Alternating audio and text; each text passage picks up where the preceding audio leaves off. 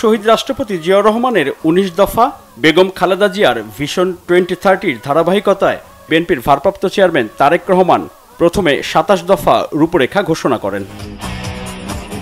২০২২ সালের ১৯ ডিসেম্বর রাজধানীর একটি হোটেলে আয়োজিত অনুষ্ঠানে ভার্চুয়ালি যুক্ত হয়ে ২৭ দফা রূপরেখা জাতির সামনে তুলে ধরেন বিএনপির ভারপ্রাপ্ত চেয়ারম্যান তারেক রহমান। পরবর্তীতে সমমনা অন্যান্য রাজনৈতিক দলের মতামতের ভিত্তিতে ৩১ দফা ঘোষণা করা হয়। বিএনপির ৩১ দফা রূপরেখা সামনে আনা হয় ২০২৩ সালের ১৩ জুলাই। আমরা কিন্তু মেইন করেছি, প্রথমেই বলছি যে এটা অর্থনৈতিক মুক্তির লক্ষ্যে অন্তর্ভুক্তিমূলক, ইনক্লুসিভ, বৈষম্যহীন ও সম্প্রীতিমূলক রেইনবো নেশন। আর ২০১৭ সালের ১০ মে BNP chairperson Begum Khaleda Zia vision 2030 জাতির সামনে উপস্থাপন করেন।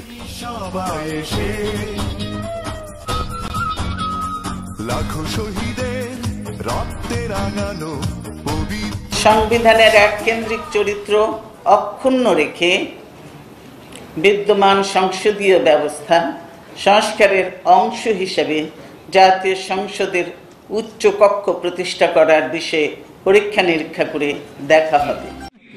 আমাদের হাতে আছে স্বাধীনতার পতাকা। ক্ষমতা আঁকড়ে থাকার রাজনৈতিক সংস্কৃতির বাইরে ঐকমত্যের ভিত্তিতে দেশ গঠন ও অর্থনৈতিক মুক্তির লক্ষ্যে গণতান্ত্রিক সংস্কারে গুরুত্ব দিয়ে আসছে বিএনপি। মহান মুক্তিযোদ্ধারা দেশের জনপ্রিয় দল বিএনপির শীর্ষ নেতা যখন দুইবারের বেশি প্রধানমন্ত্রী পদে না থাকার প্রস্তাবনা দেন, বিষয়টি বেশ ইতিবাচকভাবেই রাজনীতিতে বড় উদাহরণ সৃষ্টি করেছে। চলমান গণতান্ত্রিক আন্দোলনে অংশগ্রহণকারী সকল রাজনৈতিক দল ও সংগঠন অনুগ্রহপূর্বক রাষ্ট্র কাঠামো মেরামতের রূপরেখাটি বিবেচনা করবেন।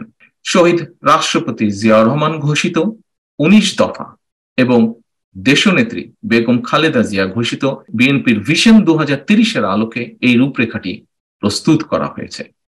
প্রিয় দেশবাসী, রাষ্ট্র কাঠামো মেরামতের সংক্ষিপ্ত রূপরেখা এখন আমি আপনাদের সামনে উপস্থাপন করছি। একটি সংবিধান সংস্কার কমিশন গঠন করে বর্তমান অবৈধ আওয়ামী লীগ সরকার কর্তৃক গৃহীত সকল অযৌক্তিক, বিতর্কিত ও অগণতান্ত্রিক সাংবিধানিক সংশোধনী ও পরিবর্তন সমূহ রহিত অথবা সংশোধন করা। ২.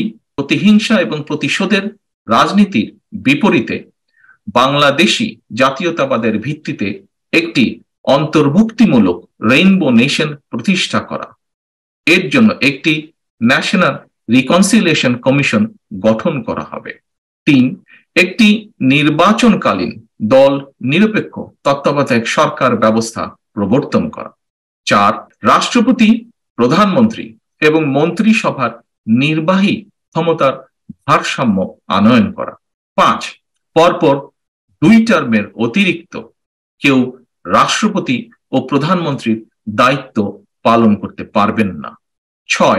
বিশেষজ্ঞ জ্ঞানের সমন্বয়ে রাষ্ট্র পরিচালনার লক্ষ্যে জাতীয় সংসদে উচ্চ কক্ষ বিশিষ্ট আইনসভা বা আপার হাউস অফ লেজিসলেচার প্রবর্তন করা।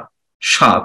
সংসদ সদস্যদের স্বাধীনভাবে মতামত প্রদানের সুযোগ নিশ্চিত করার লক্ষ্যে সংবিধানের ৭০ অনুচ্ছেদ সংশোধন করার বিষয়ে বিশেষভাবে পরীক্ষা নিরীক্ষা করে দেখা হবে। ৮. বর্তমান প্রধান নির্বাচন কমিশনার এবং অন্যান্য নির্বাচন কমিশনার নিয়োগ আইন ২০২২ সংশোধন করা। ৯. সকল রাষ্ট্রীয় সাংবিধানিক এবং সংবিধান বিধিবদ্ধ প্রতিষ্ঠান পুনর্গঠন করা হবে। শুনানির মাধ্যমে সংসদীয় কমিটির ভেটিং সাপেক্ষে এই সকল প্রতিষ্ঠানের সাংবিধানিক ও গুরুত্বপূর্ণ পদসমূহে নিয়োগ প্রদান করা হবে। ১০. বিচার বিভাগের কার্যকর স্বাধীনতা নিশ্চিত করা হবে। বর্তমান বিচার ব্যবস্থার সংস্কারের জন্য একটি জুডিশিয়াল কমিশন গঠন করা হবে। ১১. একটি প্রশাসনিক সংস্কার কমিশন পুনর্গঠন করা হবে। ১২. মিডিয়ার সার্বিক সংস্কারের লক্ষ্যে একটি মিডিয়া কমিশন গঠন করা হবে। ১৩. প্রিয় উপস্থিতিবৃন্দ, 13 নম্বরটি এমন একটি গুরুত্বপূর্ণ পয়েন্ট যার কারণে দেশের অর্ধেক সমস্যা, অরাজকতা, অর্থনৈতিক খাত সহ বিভিন্ন খাত যার জন্য দায়ী। দুর্নীতির নিরসনে দেশের মানুষের আকাঙ্ক্ষা ও প্রত্যাশা অনুযায়ী ব্যবস্থা গ্রহণ করা হবে। অর্থ পাচার ও দুর্নীতির অনুসন্ধান করে একটি শ্বেতপত্র প্রকাশ করা হবে। সংবিধান অনুযায়ী ন্যায়পাল বা অম্বুডসম্যান নিয়োগ করা হবে। 14, সর্বস্তরের আইনের শাসন প্রতিষ্ঠা করার সকল প্রকার উদ্যোগ গ্রহণ করা হবে। ইউনিভার্সাল হিউম্যান রাইটস চার্টার অনুযায়ী মানবাধিকার বাস্তবায়ন করা হবে। 15, বিশেষজ্ঞদের সমন্বয়ে একটি অর্থনৈতিক সংস্কার কমিশন গঠন করা হবে। 16, ধর্ম যার যার, রাষ্ট্র সবার, এই মূলনীতির ভিত্তিতে প্রত্যেক ধর্মাবলম্বী নিজ নিজ ধর্ম পালনের পূর্ণ অধিকার ভোগ করবেন। 17, মূল্যস্ফীতির আলোকে শ্রমজীবী মানুষের ন্যায্য মজুরি নিশ্চিত করার সর্বাত্মক উদ্যোগ গ্রহণ করা হবে। 18, বিদ্যুৎ, জ্বালানি ও খনিজ খাতে দায়মুক্তি আইন সহ সকল কালাকানুন বাতিল করা হবে। 19, বৈদেশিক সম্পর্কের ক্ষেত্রে বাংলাদেশের জাতীয় স্বার্থকে সর্বোচ্চ প্রাধান্য দেওয়া হবে। বাংলাদেশ ভূখণ্ডের মধ্যে কোনো প্রকার সন্ত্রাসী তৎপরতা বরদাস্ত করা হবে না এবং কোনো সন্ত্রাসবাদী তৎপরতা আশ্রয় প্রশ্রয় পাইবে না। সন্ত্রাসবাদ, জঙ্গিবাদ ও উগ্রবাদের বিরুদ্ধে কঠোর ব্যবস্থা গ্রহণ করা হবে। সন্ত্রাস বিরোধী আইনের অপব্যবহারের মাধ্যমে সন্ত্রাসবাদকে রাজনৈতিক ঢাল বা হাতিয়ার হিসাবে ব্যবহার করে এবং সন্ত্রাসবাদের তকমা লাগিয়ে বিভিন্ন মতের বিরোধী শক্তি এবং রাজনৈতিক বিরোধী দল দমনের অপতৎপরতা বন্ধ করা হলেই একমাত্র প্রকৃত সন্ত্রাসীদের চিহ্নিত করা এবং আইনের আওতায় আনিয়া শাস্তি প্রদান করা সম্ভব হইবে। 20, দেশের সার্বভৌমত্ব সুরক্ষায় প্রতিরক্ষা বাহিনীকে সর্বোচ্চ দেশপ্রেমের মন্ত্রে উজ্জীবিত করে গড়ে তোলা হবে। 21, ক্ষমতার ব্যাপক বিকেন্দ্রীকরণের লক্ষ্যে স্থানীয় সরকার প্রতিষ্ঠানগুলোকে অধিকতর স্বাধীন, শক্তিশালী ও ক্ষমতাবান করা হবে।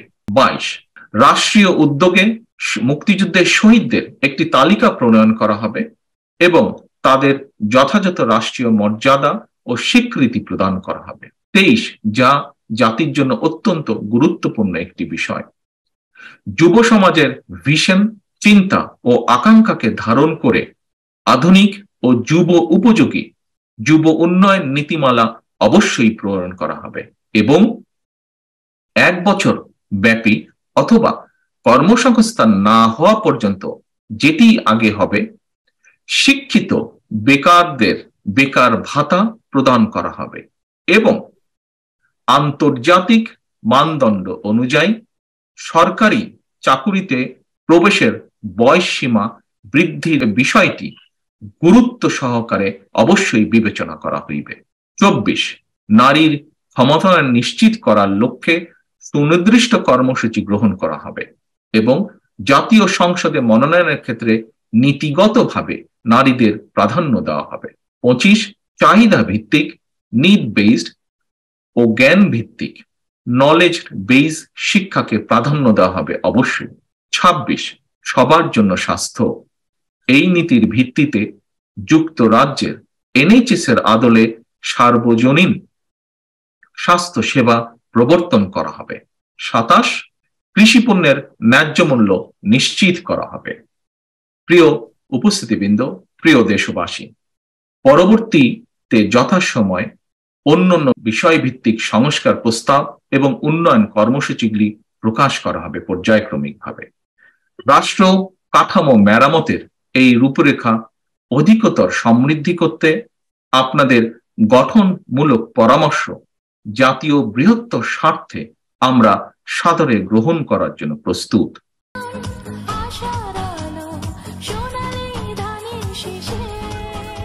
সড়ক রেল, নৌপথের আধুনিকায়ন ও বহুমাত্রিক যোগাযোগ ব্যবস্থা প্রতিষ্ঠা।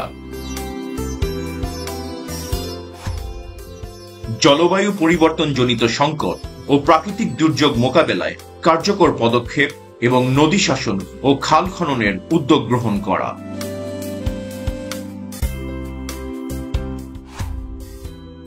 তথ্য ও যোগাযোগ প্রযুক্তি, মহাকাশ গবেষণা এবং আণবিক শক্তির উন্নয়ন ও সর্বোত্তম ব্যবহার নিশ্চিত করা।